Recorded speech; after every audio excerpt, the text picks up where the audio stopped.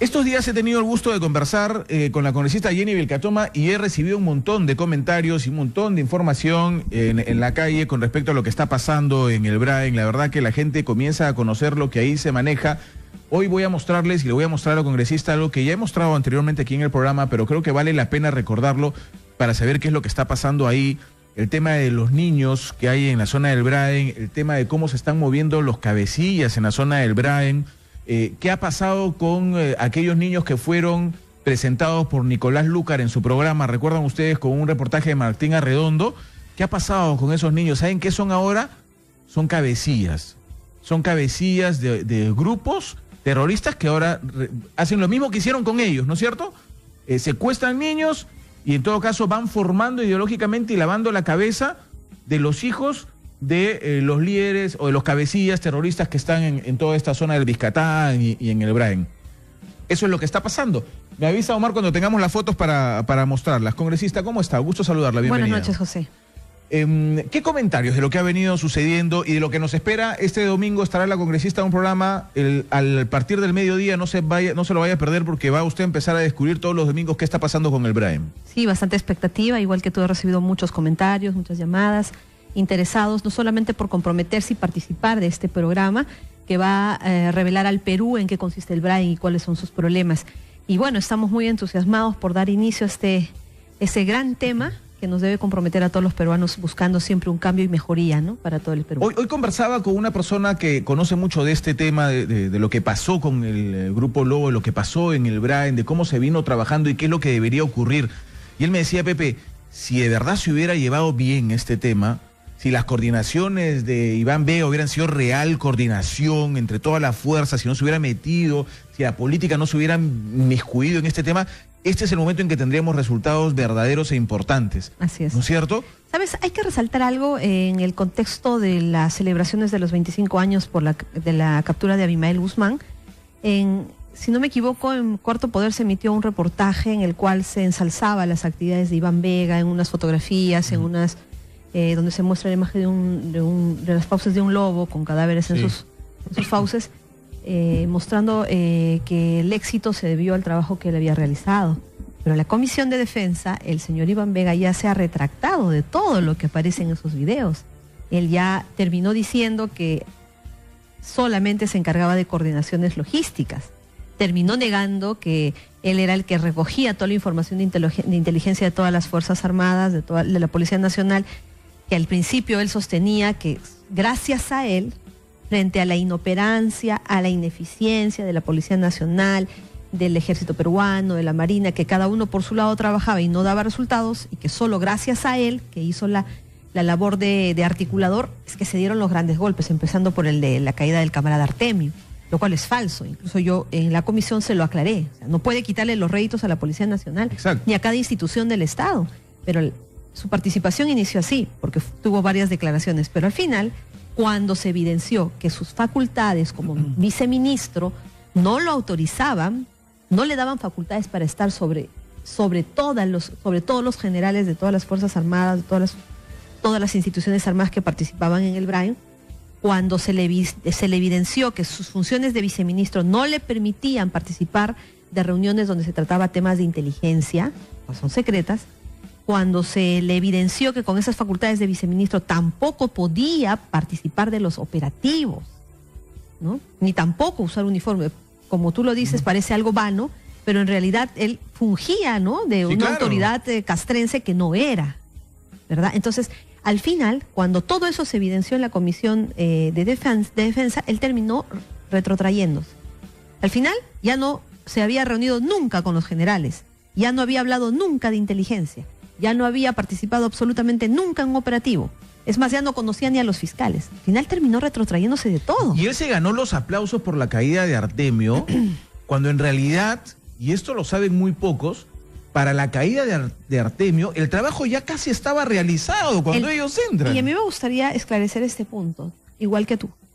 La caída de Artemio ya se había realizado con éxito en manos de la Policía Nacional, de la Dirandro, que estaba trabajando y que incluso ya habían, los infiltrados habían disparado contra el camarada Artemio y ya estaba prácticamente escapando, sí, pero estaba cercado, ¿no?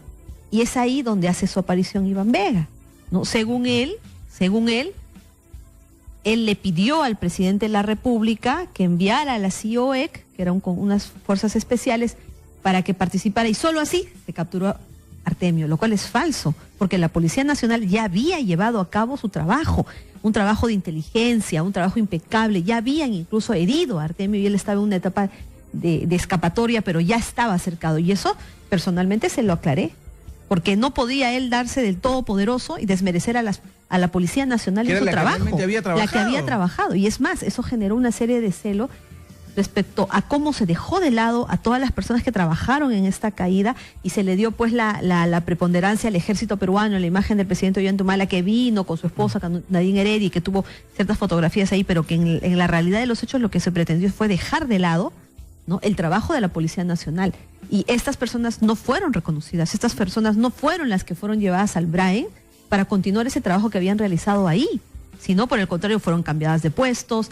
Y lo mismo que sucedió con el grupo del GEIM, ¿verdad? Lejos de que esos grupos que dan resultados exitosos continúen con el trabajo, extrañamente son desarticulados, son enviados a diferentes puestos que ya no siguen los mismos objetivos y finalmente se debilita esta lucha contra el terrorismo y el narcotráfico. Sí, de una manera poco explicable. Hay otro punto. Tenemos las fotos ya, si tenemos las fotos me avisan para poder mostrarlas, porque quiero ya saltar al siguiente tema. ¿Y cuál es el siguiente tema? Luego de este tema de las fotografías que quiero mostrarle a la congresista y quiero recordarle al público que sigue el programa.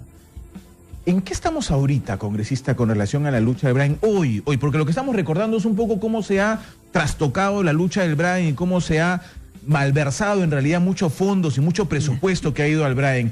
Pero ¿qué pasa hoy con el BRAE? ¿Y qué pasa hoy con la lucha contra el terrorismo? Yo me pregunto, varias veces lo he hecho en el programa, ¿dónde está la inteligencia de la DIRCOTE ahorita? ¿Dónde están los que están dirigiendo la DIRCOTE ahorita? ¿Quiénes están dirigiendo la DIRCOTE ahorita?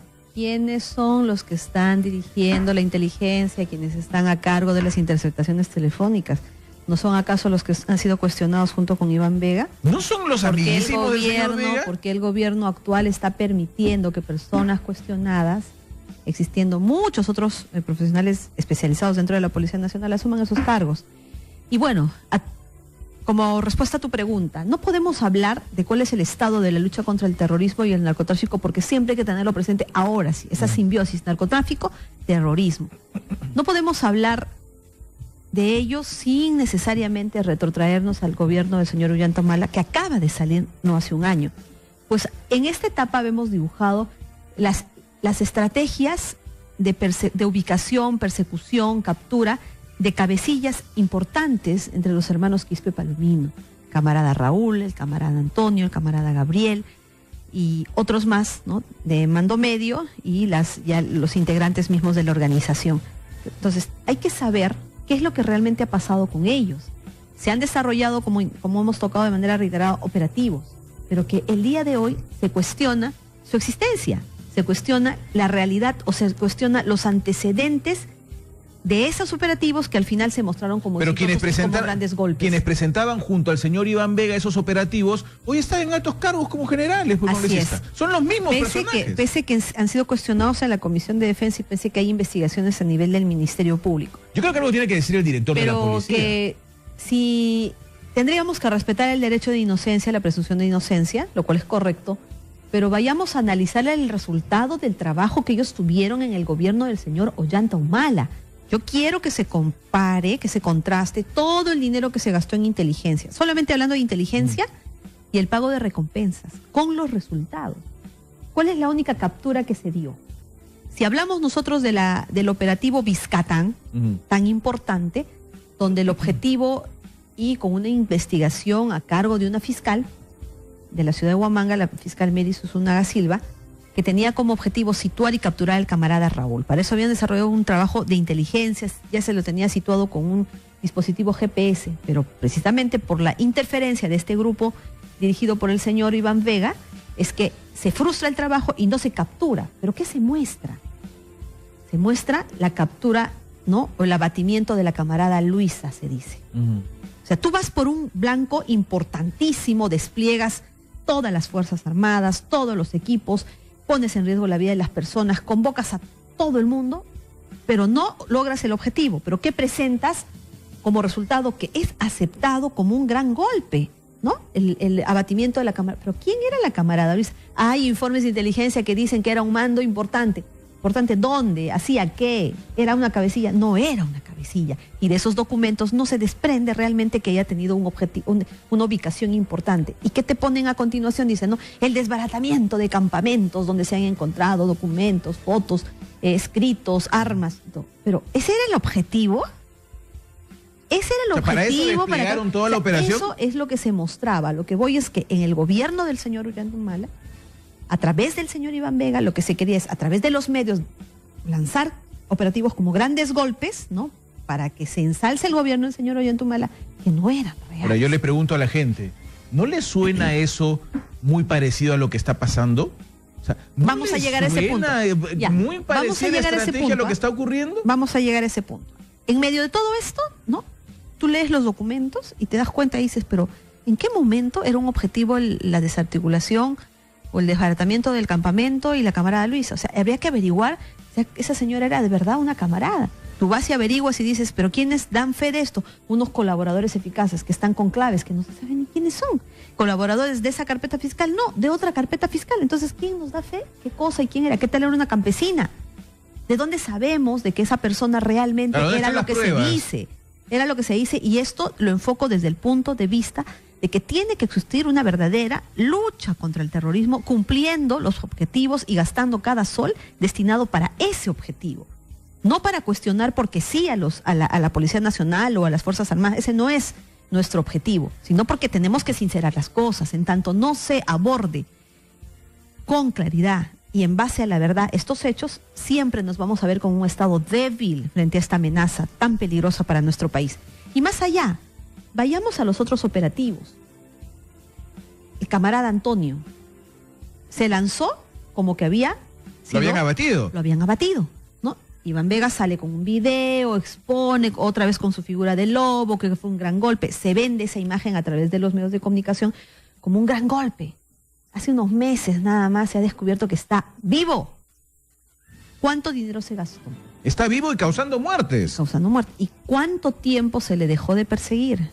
Y ese tiempo, ¿cuánto sirvió para poder organizarse, para poder fortalecerse en sus objetivos? Pero vayamos a ver en los papeles cuánto costó, los planes de trabajo que se han dejado en los papeles, la rendición de cuentas, quiénes firmaron esa rendición de cuentas. Vayamos al tema del caso de los pioneritos que vamos a hablar, un caso relacionado a las fotografías que tú presentas. ¿Me quieren decir que eso no existe? O sea, ¿alguien quiere salir y decirme que estos niños armados que se transformaron en buena gente todos? O que ya dejaron de existir, que ya se les capturó? Sigamos viendo algunas fotografías, por favor. Miren las armas que tienen además, ¿ah? O sea, ya, ¿estos niños ya no existen ya? ¿Ya dejaron de existir? Miren las armas que tienen, miren las armas de largo alcance que tienen estos niños. Lamentable. ¿Ah? ¿Y dónde están? O sea, ya que se los comió la selva, se los comió el Biscatán. ¿Dónde están? ¿Desaparecieron en el aire? Yo te comento una información directa que tuve de unas personas que ingresaron a hacer un trabajo y fueron secuestrados por los terroristas y donde tuvieron contacto con los niños. Y había un niño de Piura que no sabía dónde era Piura, no sabía dónde era Lima, no sabía dónde era Ayacucho.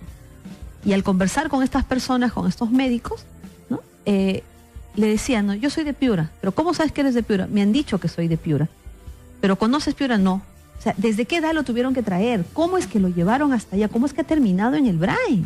No conoce Lima, no conoce Ayacucho, no tiene siquiera el sentido dónde está. Entonces, esta es una realidad que no se le puede dar la espalda. Y para terminar y decir, ¿qué está haciendo el gobierno ahora?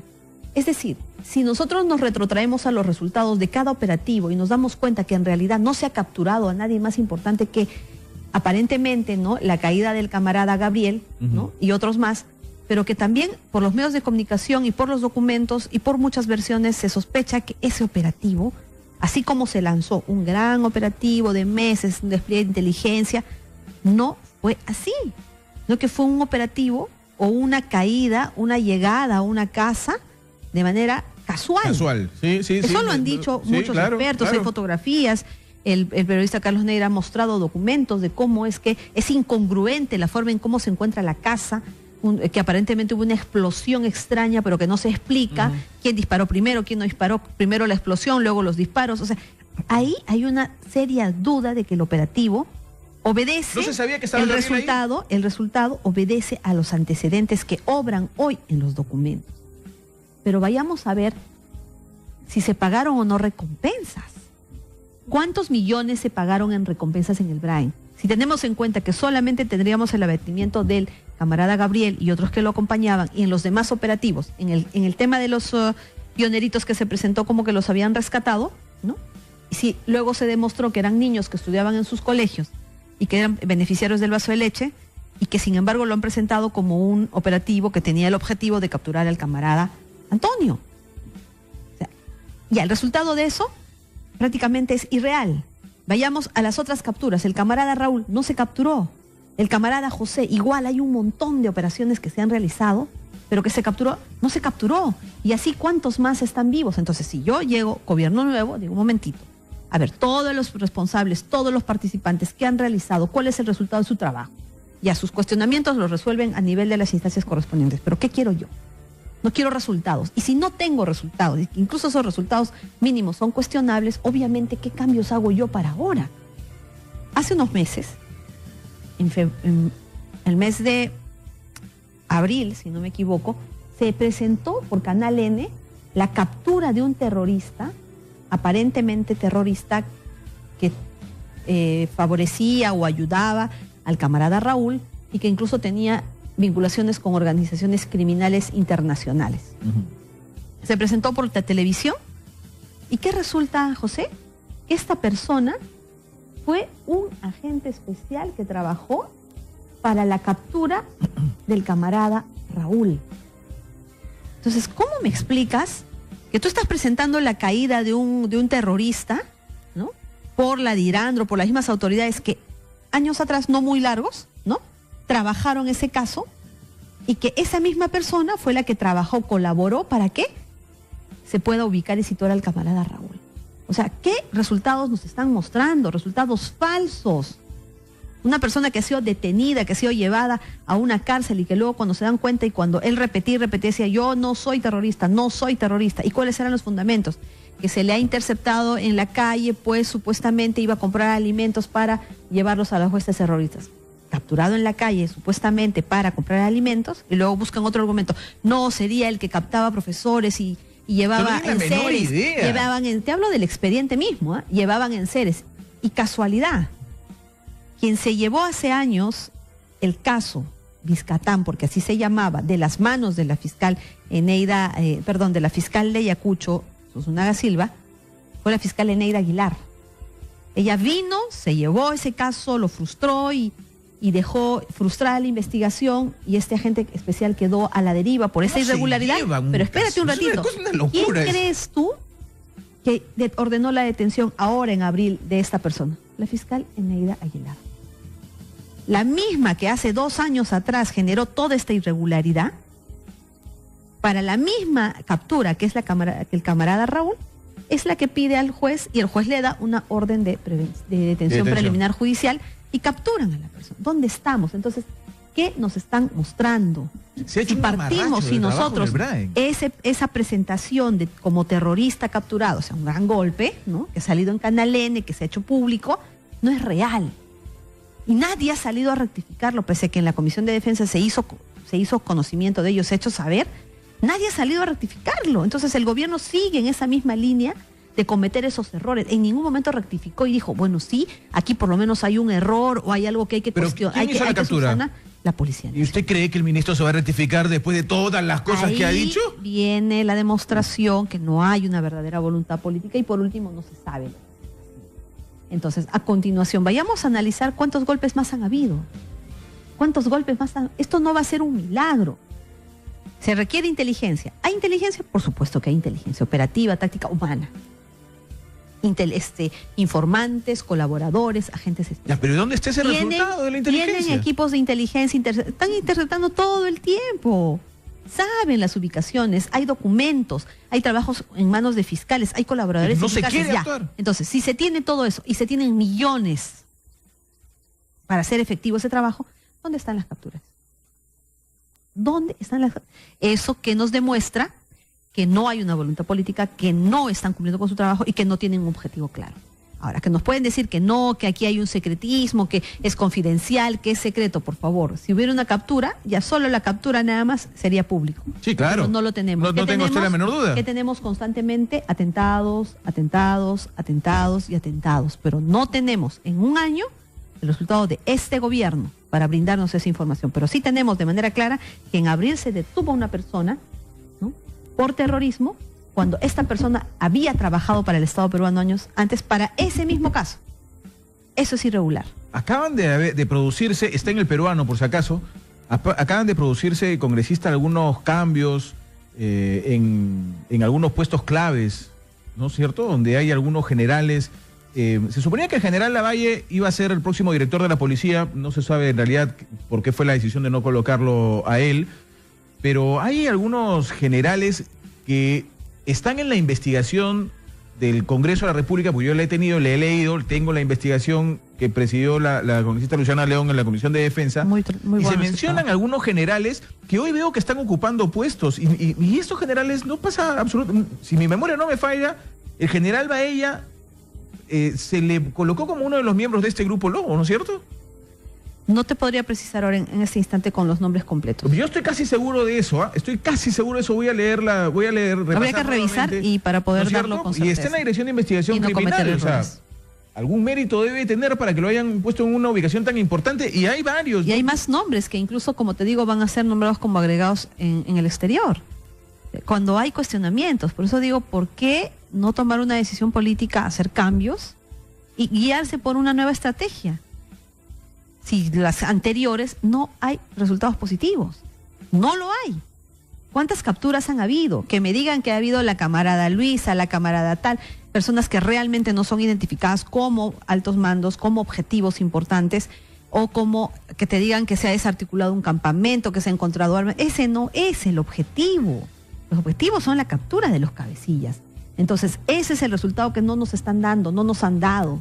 Por eso yo sostengo que la lucha contra el terrorismo y el narcotráfico en la etapa del señor Ollanta fue una farsa. Y el Congreso de la República, congresista, no puede pedir algo tangible con relación a dónde se están yendo los millones de soles de presupuesto que se le da a la DIRCOTE, a Inteligencia, al grupo que está encargado de articular la lucha en el BRAEM. Claro, la Comisión de Defensa ha realizado este trabajo de investigación y sigue realizándolo. Supongo que ahora en esta etapa también plantearán como nuevos objetivos. La Comisión de Inteligencia es la que directamente recibe esta información. Pero ¿qué pasa? Cuando he sido asesora también he trabajado, he podido asistir en alguna oportunidad a la Comisión de Inteligencia. Casos como estos, de manera concreta, recién se conocen cuando son investigados a detalle. Pueden mandarte informes permanentes, te pueden mandar todos los meses información, pero que si no tienes el caso concreto donde se evidencia la irregularidad, esos informes se pasan o se evalúan, se piden nuevos objetivos, pero en realidad, ¿cómo es que se puede conocer las irregularidades cuando hablamos de casos concretos como el que yo te estoy explicando? Eso falta como que articular o conocer a mayor detalle, ¿no? En qué se está gastando, ir más allá. No se agota solo en invitar al responsable, el titular de la entidad, que te traiga un cuadro, un PowerPoint espectacular, una visita. No, hay que llegar, digamos, al detalle, y se van a dar cuenta que cuando contrastan los agentes, los colaboradores, los informantes que incorpora un fiscal válidamente y formalmente, porque todo tiene un procedimiento, no son los que coinciden con los que figuran digamos, a cargo del equipo policial, tampoco con los que también pueden haber trabajado en las Fuerzas Armadas, porque como te digo, cada uno tiene su inteligencia, pero vayamos a ver a quiénes se paga, a quién no se paga, a quién se está pagando duplicado, y quienes no hayan trabajado y están como con pagos, o sea, con registros fantasmas, ¿no? O sea, es el secretismo lo que le hace daño, es lo que tiene que cambiar. Ahora, hay operaciones en zonas tan complicadas como el BRAEM que efectivamente tiene que tener algún tipo de secretismo en cuanto a lo que la policía conoce como fites o los soplones o inclusive las personas que se infiltran, ¿no es cierto? Los dateros, Seguramente, pero tiene que haber un procedimiento. Exacto. Tiene que haber un procedimiento dentro de un fuero que también mantenga la reserva, pero que tenga acceso.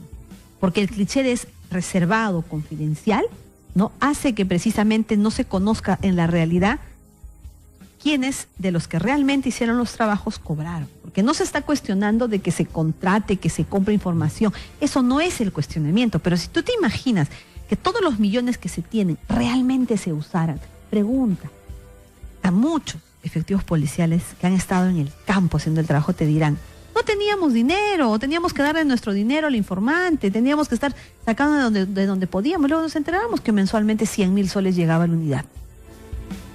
Yo de mi bolsillo le daba, doctora, yo misma le daba para su comida, para sus pasajes. Y resulta que todos los meses la plata llegaba de plata que ni teníamos conocimiento. ¿Y dónde está ese dinero? Se tiene que saber.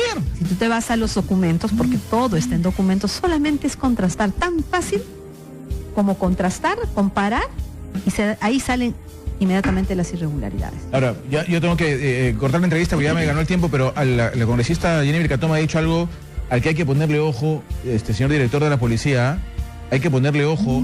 ¿Quiénes están siendo nombrados en puestos realmente claves? ¿Quiénes están siendo nombrados en puestos de inteligencia, en escuchas, en DIRCOTE, ¿quiénes? ¿Ha leído usted si tienen algún cuestionamiento? Yo no estoy responsable, no digo que sean culpables o no. ¿Tienen cuestionamientos?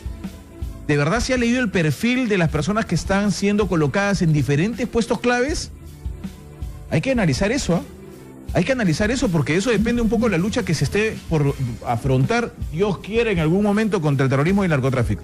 Mira, y a eso se suma, José, y espero que mañana podamos conversar de ese tema, otros flagelos terribles, como son la trata de personas, que se suma en este contexto tan terrible que se puede vivir en el Brain como un problema más que no está siendo asumido ni enfocado como realmente está sucediendo en el Perú, pero con mayor gravedad y con mayor facilidad en el Brain.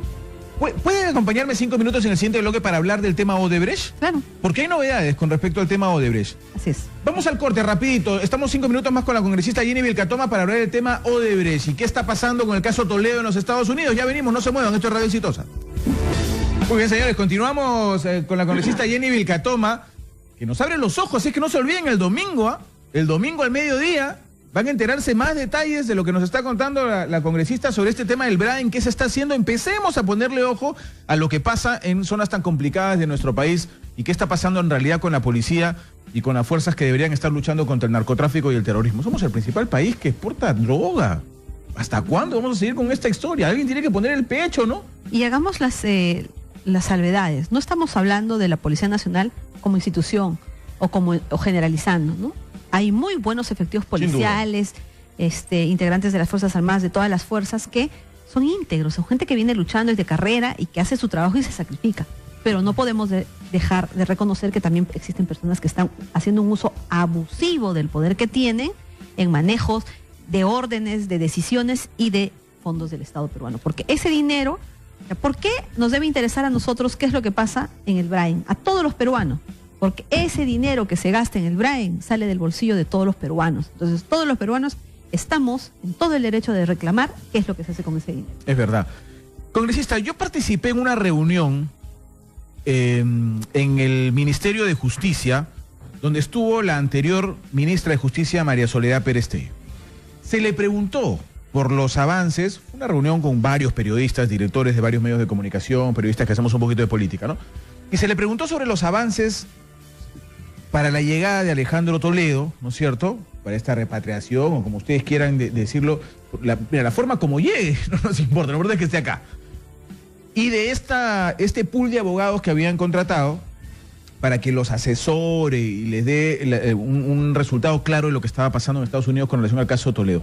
Y ella nos dijo que no había llegado nada todavía, que estaba por llegar la información, que tenían una fecha, ya ella no lo va a poder recibir porque ya no es ministra, pero que tenían una fecha en que recién iban a recibir los resultados de este pool. Parece que eso no era tan cierto. Bueno, lamentablemente día a día vamos conociendo información que demostraría que la ministra Marisol Pérez Tello faltó a la verdad en un tema tan delicado para el país. Todos hemos sido testigos de cómo se demoró en tomar la decisión de contratar un estudio ante la necesidad de contar con un estudio de abogados en Estados Unidos para acelerar, tramitar la extradición de Alejandro Toledo. En primer lugar, se demoraron en tomar la decisión para contratar el estudio. Luego se demoraron en tomar la decisión para designar al estudio. Y teníamos pronunciamientos permanentes de la señora Marisol Pérez Tello que nos hacía saber pues que teníamos que esperar, ¿no? La exigencia era unánime, pero no, pues teníamos que esperar porque esos trámites... No había nada todavía. No había demora, que esperar. O sea, un par de frases cliché hacían que ella sobrellevara semana a semana este tema que ya era escandaloso. Creo que una semana antes que saliera del cargo, dio una entrevista en El Comercio. Hizo saber que ya le iba a llegar información de Estados Unidos, un informe donde se establecían los requisitos para que se pida para que ese documento luego sea trasladado al Ministerio Público para que ellos formulen bien Exacto. Su petición. Eso es lo que nos dijo a todos los periodistas todos que cuestionamos porque ahí. dijimos, un momentito, no vas a pagar tanta plata a un estudio para que te pregunten los requisitos y lejos de asumirlo tú y plantear el requerimiento de extradición porque la norma lo establece. No solo es el fiscal el que lo puede pedir, también lo puede pedir el procurador. ¿Para qué yo le mando al fiscal? El fiscal que haga su trabajo. Recibo ese informe y planteo yo mi pedido de extradición. Y que sea el juez quien decida finalmente cuál pedido acoge, quien sabe lo hago perfecto, y el juez lo puede enviar a Estados Unidos y el trámite continúa. Lo que nos decía la ex ministra es que los documentos de extradición que se enviaban, los cuadernillos, estaban muy mal hechos para la normatividad de los Estados Unidos. Entonces, lo que se había hecho era contratar a este pool para que nos diga cómo es que se debe pedir realmente, cuál es la normatividad, cómo funciona, porque dice que le mandábamos un cuadernillo gigantesco a los Estados Unidos y decía, oye, no me mandes todo esto, no me sirve, mándame algo más concreto, más directo, y para eso era un poco este equipo que se había contratado, que todavía no le enviaba información, supuestamente. Pero yo te digo algo, José, de por sí esa respuesta ya estaba mal, o sea, ya era mal, ya era una mala señal porque se entiende que como institución, tanto el Ministerio Público como la Procuraduría, tiene profesionales que saben, y si no saben, averiguan y ven la forma en cómo tienen que hacer su requerimiento. No era ni siquiera necesario contratar un estudio de abogados para que nos diga que el Ministerio Público hizo muy mal su pedido. O sea, incluso eso está mal, porque un fiscal no puede darse el lujo de quedar de esta manera con que todo el mundo evidencia de que su pedido está mal. El fiscal tiene que hacer bien su trabajo y para eso averigua previamente, para eso hace sus trámites previamente, ¿no? Pero que hemos conocido el día de hoy, la periodista Juliana Oxenford en su noticiero ha mostrado un documento del mes de julio en el cual este estudio de abogados ya informaba que esa extradición, ese pedido de detención provisoria no iba a ser atendido por Estados Unidos porque para la legislación de Estados Unidos se tendría que plantear juntamente con el pedido de extradición en julio. Incluso tendría, según el noticiero, carácter de confidencial. Eso evidenciaría que la ministra nos mintió, pero no es una mentira cualquiera, es una mentira que engaña al país haciéndole creer que hay demasiados impedimentos legales, formales, para hacer una petición que debía haberse hecho hace meses. Pero la ministra dijo que no le había llegado nada. Hoy, Juliana Oxenford ha mostrado el documento, el informe de este estudio, en el cual observa que Estados Unidos no nos daría la petición de arresto provisorio porque ellos estilan dentro de su norma que sea pedido junto con el requerimiento de extradición. O sea, hemos perdido todo este tiempo. Y que hemos perdido este tiempo, pero eso no puede pasar por alto, porque vayamos por la norma. La norma te dice que la Procuraduría también puede plantear el pedido de extradición. ¿Por qué te demoras en contratar un estudio de abogados? ¿Por qué te demoras? Planteas con la norma, revisando, observando esa norma, le haces el planteamiento al juez. Ya hubiera activado ese mecanismo al día siguiente que salió la orden de prisión preventiva contra Alejandro Toledo. O sea, congresista, nos hemos estado comiendo una serie de mentiras con relación a esto. Mentiras. Por eso es que yo permanentemente cuestionaba las respuestas tan ligeras de la ministra que obviamente no tenían consistencia. Porque el que ejerce el cargo ve la forma en cómo se informa, cómo hace los pedidos y cumple con su deber. Pero veíamos que nos paseaba de tal manera que ya vamos a contratar el estudio, ya se decidió qué estudio. Cuando se le reclamaba, demora. Cuando la norma dice que la Procuraduría lo debe pedir, lo puede pedir también. Entonces, si yo soy procuradora, perfecto que la Fiscalía lo pida, pero yo también hago mi planteamiento. El presidente del Poder Judicial, el doctor Duverly Rodríguez, nos dijo aquí en este mismo programa que el problema principal era que los Estados Unidos no tenían reciprocidad y que se estaban demorando ellos un montón, que era responsabilidad de ellos. El informe indica que lo que se habría hecho es un planteamiento desde el Ministerio Público. Date cuenta, por eso yo también cuestiono a la vez las declaraciones del doctor Hamilton Castro que dice, ¿no? Muy pasivamente, pausadamente, vamos a hacer el requerimiento, pero con responsabilidad. lentamente. Por favor, ese es un cuento. Con responsabilidad, ¿cuál lentamente? En tu tiempo, ¿qué estás haciendo? ¿Qué estás haciendo correctamente? ¿Qué corregiste? ¿Qué pediste? Porque ellos conocen el procedimiento, claro, por cada país puede cambiar, pero uno tiene que adecuarse inmediatamente, hacer las consultas debidas, y le echo la culpa a la cooperación internacional. No, señores, uno hace bien el planteamiento, el juez hace el control de legalidad, pasa, y si te lo observan, inmediatamente regresa, y tú sigues, demuestras la proactividad. Y no por el contrario, usas esa frase ya trillada, pues el fiscal Hamilton Crasso ya se estará dando cuenta que a nivel nacional, eso de decirnos con responsabilidad, lentamente, ¿dónde se ha visto que la responsabilidad es sinónimo de lentitud? De lentitud. La eficacia, la eficiencia se da precisamente por lo rápido que uno avanza, porque tiene que ser... Además, no es el primer cuadernillo de extradición no que es va a el los primero Estados que Unidos. Deberíamos conocer no al es el primero, ¿no?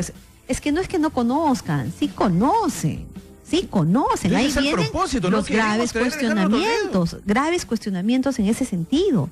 Es increíble que ahora de verdad no tengamos a Alejandro Toledo, y lo peor, que ni siquiera hay esperanzas de que venga pronto, porque estamos entrampados en que el cuadernillo está mal hecho, la petición está mal hecha, ya se ha informado de que han hecho mal el pedido y que la Procuraduría tampoco tiene la intención de hacer ese pedido. Por eso el procurador actual tiene la obligación de plantear el requerimiento de extradición ante el juez, porque la norma establece que tanto el fiscal y el procurador lo pueden hacer. Entonces, ese informe que les ha llegado a Estados Unidos, que prácticamente lo han escondido desde julio, que sirva no para mandarlo a la fiscalía, sino para que el procurador haga su requerimiento de extradición.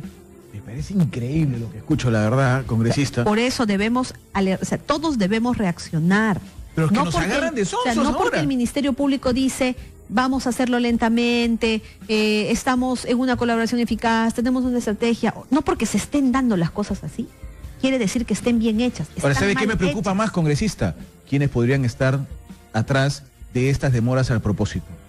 ¿Quiénes tendrían que estar detrás de hacer mal el cuadernillo de extradición? Es que lamentablemente con esto que hemos conocido el día de hoy, la ministra de Justicia no lo dijo, prácticamente le mintió al país. ¿Qué podemos deducir? Ministra de Justicia del gobierno del señor Pedro Pablo Kuczynski. ¿Hay cuestionamientos sobre el presidente de la República cuando ejerció? Los hay. Es lamentable, nadie quisiera que nuestro presidente de la República se vea cuestionado, pero las hay. Pero esto comienza a convertirse en el abuelo de una cadena. ¿Qué necesidad se tiene que sea investigado para que se esclarezca y precisamente el Perú se fortalezca al conocer la verdad? Y si finalmente no tiene ninguna responsabilidad, que sea la investigación la que lo diga así y lo demuestre con una disposición fiscal. Pero si tú tienes, por un lado, que el ente encargado, ¿no?, de tramitar esas peticiones tramita un decreto de urgencia que se aleja de la norma, el 003, de evitar que la empresa venda, saca un decreto de urgencia para que la empresa venda, saca un decreto ley en el cual cercena las facultades que la Procuraduría ha tenido durante años, que son participar de las colaboraciones eficaces, participar de las declaraciones. ¿Cuál es la explicación? Que el Estado peruano, que el gobierno sabe que el Estado peruano tiene un abogado. ¿Pero qué hago yo? Lejos de más bien empoderarlo, darle todas las armas para que ese abogado me defienda bien, no como Estado, no como gobierno, ¿qué hago? No le permito participar en la colaboración eficaz, que no pregunte, y que si no acepta la colaboración eficaz que el delincuente te puede imponer, ándate a la vía civil. O sea, cortas manos, piernas, lengua, cabeza, toda la Procuraduría, que es el abogado del Estado peruano. Entonces, por eso es que se evidencia como irregular la actitud de la ministra Marisol Pérez. Estas cosas, congresista, hacen, la verdad, que se empiece a tener un manto de dudas sobre todo lo que se está haciendo ahí. Y ahora entiendo... Pero duda que generan los mismos funcionarios de este gobierno que, lejos de actuar con total transparencia, están generando. Pero por supuesto, inclusive en el tema de los nombramientos, ahora yo tendría mayor fortaleza en dudar y decir, ¿por qué ponen de procuradora adjunta a la hija del señor Carrión, que se merece todos mis respetos y ella debe ser una gran profesional? Es alguien tan cercano al gobierno, tan cercano al presidente de la República, tan cercano al PPK, que puede ser cuestionado aquí. ¿Comienza a hilarse este tema? ¿Por qué nombraron de procurador a un señor que no tenía el respaldo de historial, ¿no es cierto?, para ocupar ese cargo tan complicado y tan delicado? Va al proceso donde ya un juez ha ordenado la inhibición, que dice, Odebrecht, no vendes Olmos. Y él va a segunda instancia y se desiste, le dice, ¿sabe qué? Quiero que se deje sin efecto la resolución del juez y que Odebrecht venda Olmos. Un procurador independiente, te lo digo, José, lo voy a repetir 1000 veces, cuando le ordenan hacer eso, dice no, porque el Estado peruano es mi defendido y esto que usted me está ordenando no le conviene al Estado peruano. Mañana conversamos sobre este tema, congresista, ¿le parece? Sí. Seguimos sobre Claro este tema de Odebrecht. Hay mucho que hablar sobre este tema. Muchas gracias, congresista Jenny Vilcatoma. Siempre es un gusto estar con usted en el programa. El domingo no se pierdan, al mediodía, la congresista Jenny Vilcatoma nos va a abrir más los ojos sobre el tema del Braen, de lo que viene haciendo la policía, de lo que viene haciendo las Fuerzas Armadas con relación a la lucha al narcotráfico y al terrorismo en nuestro país. Hay que abrir los ojos de verdad para ver en qué se está yendo tantísimo dinero y tantísimos millones diciendo que se luchan contra un flagelo que en realidad no se está luchando. Muchas gracias, congresista Jenny Vilcatoma, muy amable.